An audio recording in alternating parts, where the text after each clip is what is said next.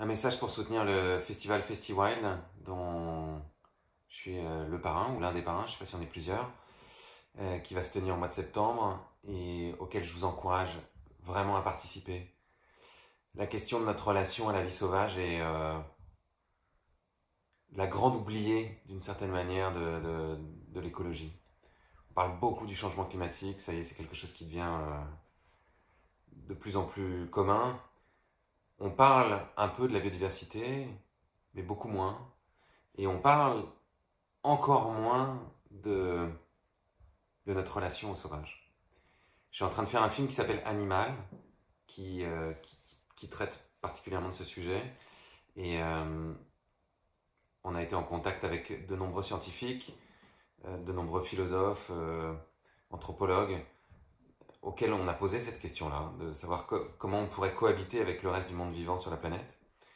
Et l'une des scientifiques, Lisa Glick, qui est aussi au début du film Demain, qu'on a fait avec Mélanie Laurent, me disait, c'est quoi ta définition du monde sauvage? What's your definition of the wild?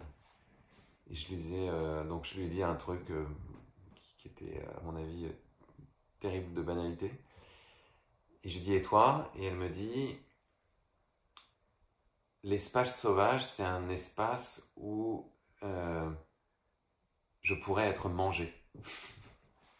J'ai trouvé cette réponse extraordinaire.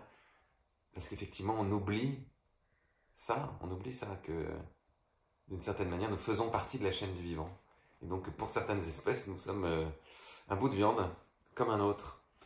Et que nous pourrions tout à fait réintégrer cette chaîne du vivant par l'estomac d'un puma, d'un lynx, d'un ours, comme c'est arrivé malheureusement récemment à quelqu'un qui allait enregistrer des sons dans le Grand Nord canadien.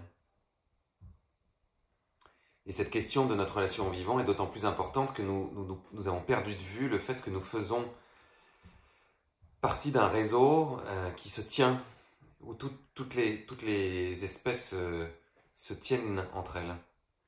Et que si des pans entiers de ce grand arbre de la vie sont amenés à disparaître, d'une certaine manière, c'est la branche sur laquelle nous sommes assis que nous sommes en train de scier.